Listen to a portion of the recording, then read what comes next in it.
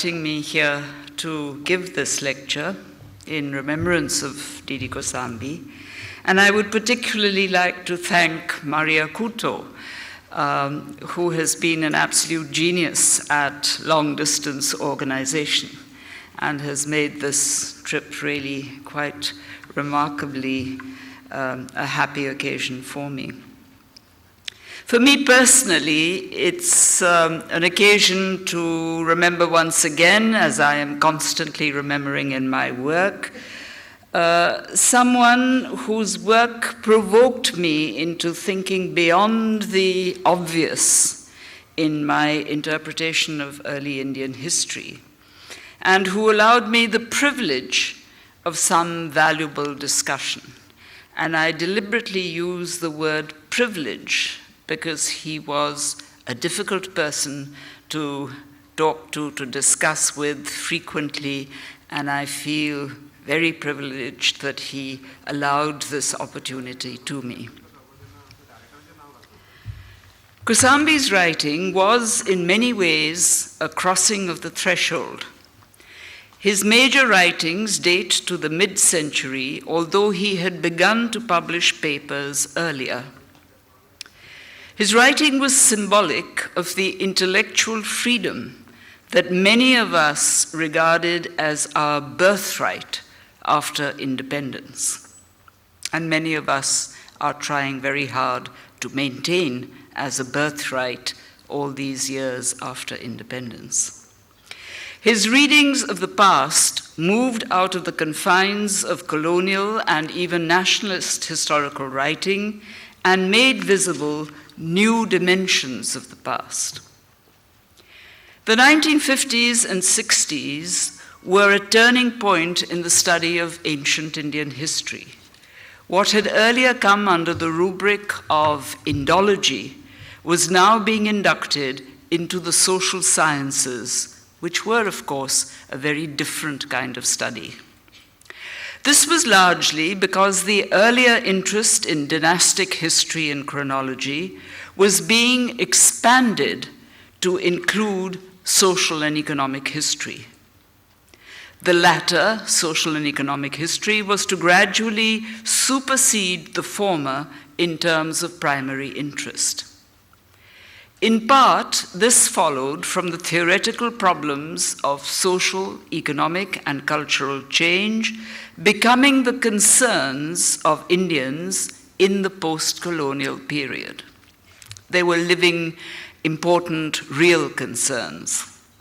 There was an interest now, and I'm talking about the 1940s and 50s, there was an interest now in ascertaining what had continued and what had changed from pre-colonial times. But it was also because the discipline of history was expanding its investigations into the past. Equal emphasis was now being given to understanding and explaining the past, as was earlier given to gathering information on the past. Apart from the continuing discussion on colonial and nationalist historical writing on early India, there was a turning to other ways in which the Indian past had been viewed. Among these was an interest in Marxist interpretations of Indian history. The outstanding exponent of the Marxist interpretation of Indian history in all its complexity, and the one who ushered in a paradigm change in the study of ancient Indian history, was Didi Kosambi.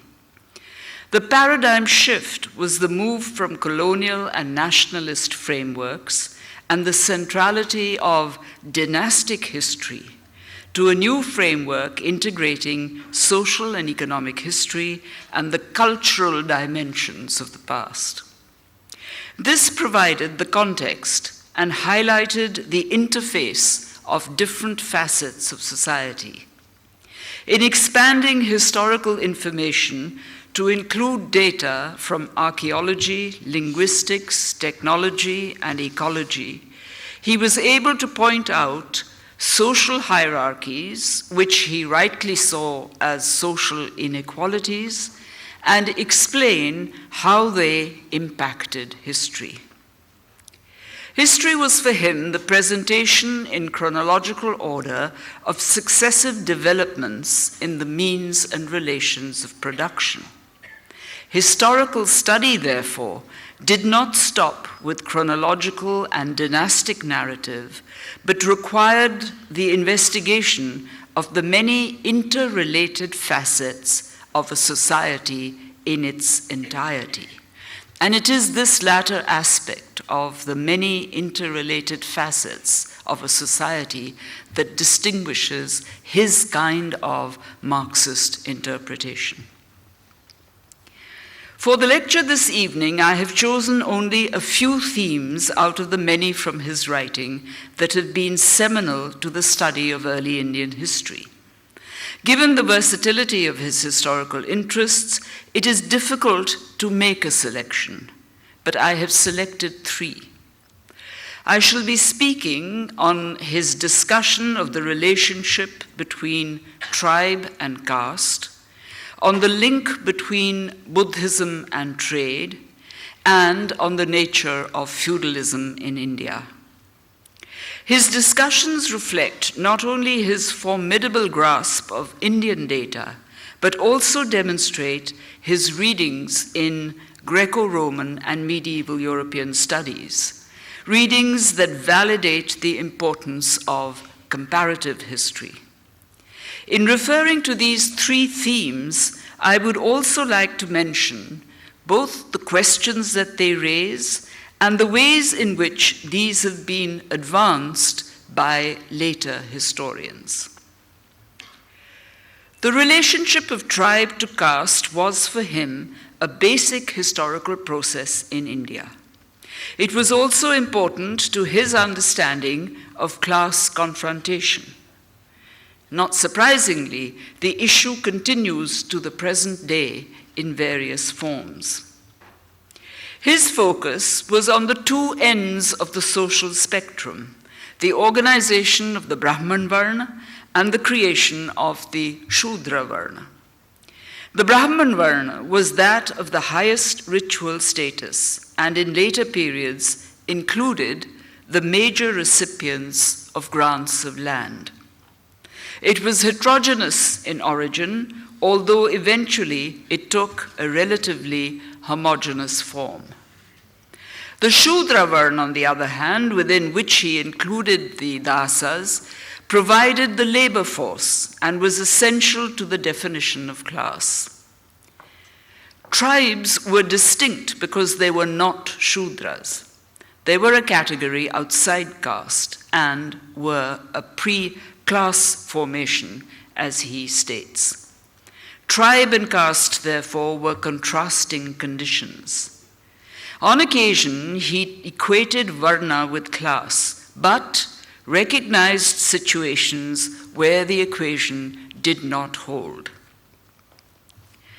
The tribe was a community where land rights were derived from kinship relations and not from ownership.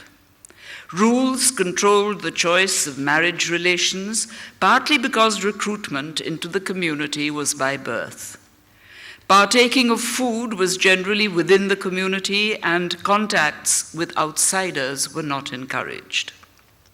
We can see here the process towards the creation of jatis, with some of the characteristics of the tribe continuing.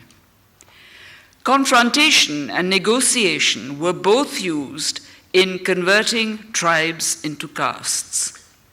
As a social change, this involved mutations in the economy, technology, ecology, and belief systems, all of which were important to Kosambi's historical explanations. The fundamental historical change came through the extension, he argued, of plough agriculture and the establishing of agrarian villages in areas that were earlier tribal lands. This brought about the transition from pre-class social formations to castes that suggested class. In the context of these changing relationships, his analysis of rituals and of cultural practices and their historical context were particularly striking. Religious articulations were not just ideologies of the ruling class asserting hegemony.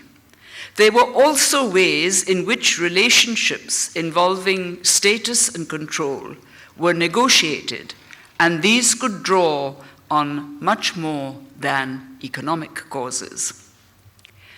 Tribe and caste society is sometimes reformulated today as a clan-based society and the state, where tribe is equated with a clan-based society and caste as part of the state.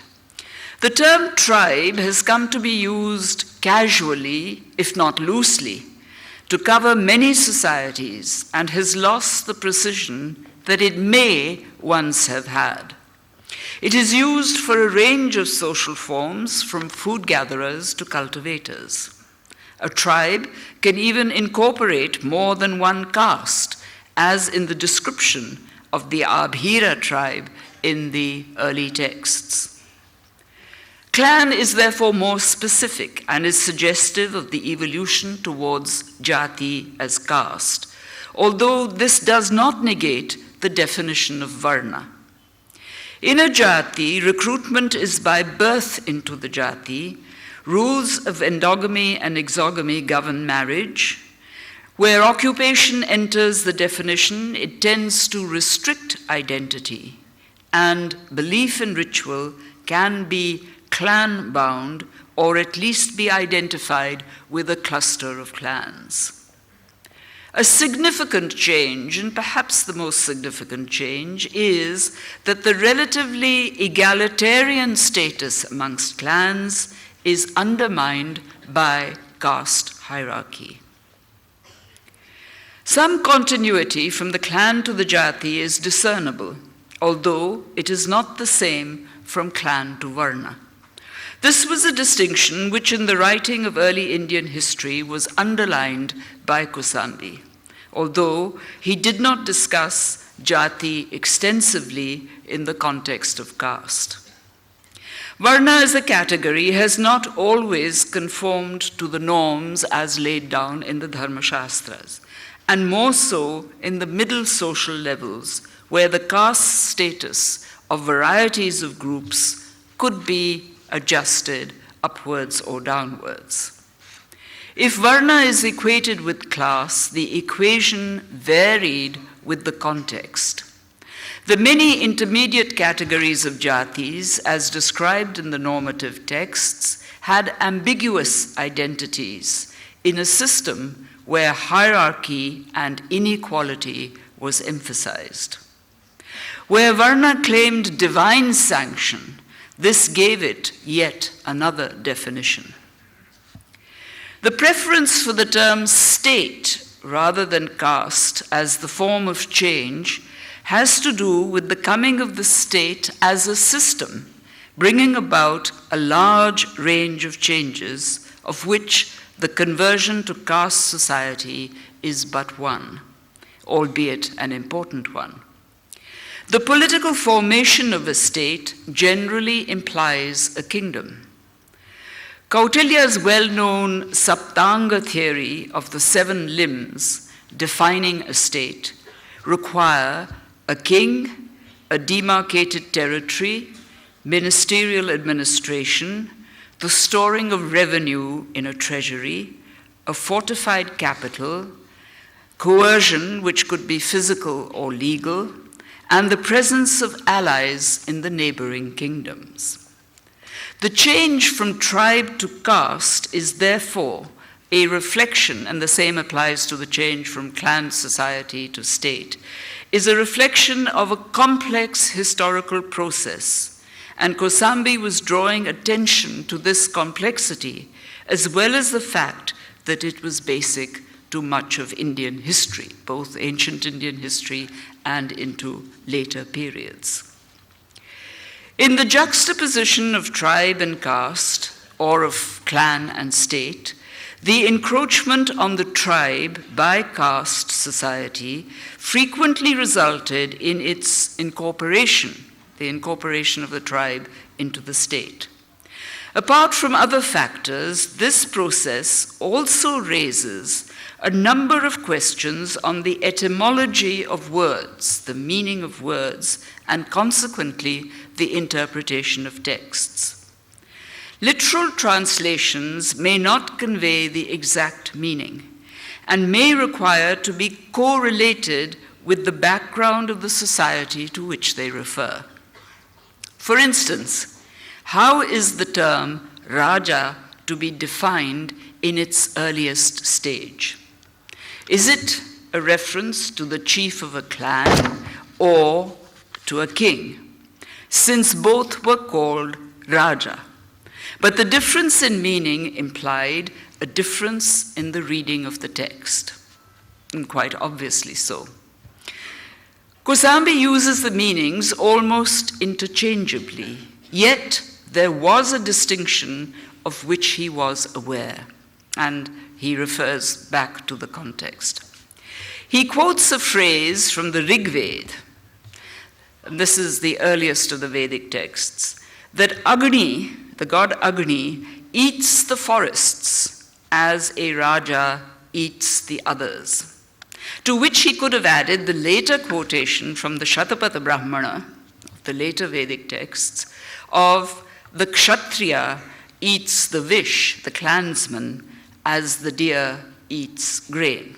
Now, this is, of course, a very interesting metaphor also of the relationship between the two. The simile of eating does not convey the sense of awe associated with majestic royalty and its control. Its association is more suggestive of activities of the Raja in, for instance, conducting cattle raids to acquire wealth. And this was very common. Even the well-established Kuru Panchala, well-established in the Vedic corpus as well as in the Mahabharata, go out in the dewy season to conduct cattle raids. This is hardly kingly activity. These are a staple means of acquiring wealth in small societies, such as those described in the Vedic corpus, and which were dependent on agro-pastoralism, where protection by a royal army is either absent or not forthcoming. That this activity of cattle raids continued into later periods in rural areas of India is evident from the numerous hero stones commemorating the hero defending the village cattle against raiders.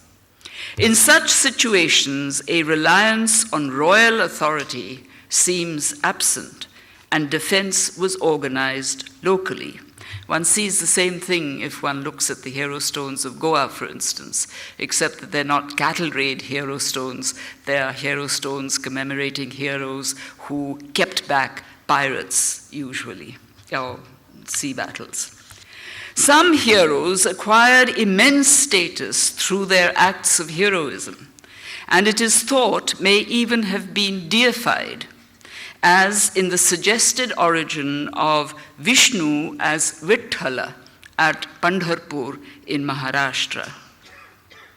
If today historians of early India are investigating such cultural flows, it is partially along the lines of Kosambi's insistence on investigating what he referred to as living prehistory. In terms of continuities and of social origins, the relation between clan and caste also features in Kosambi's discussion on the Gotra system among Brahmins.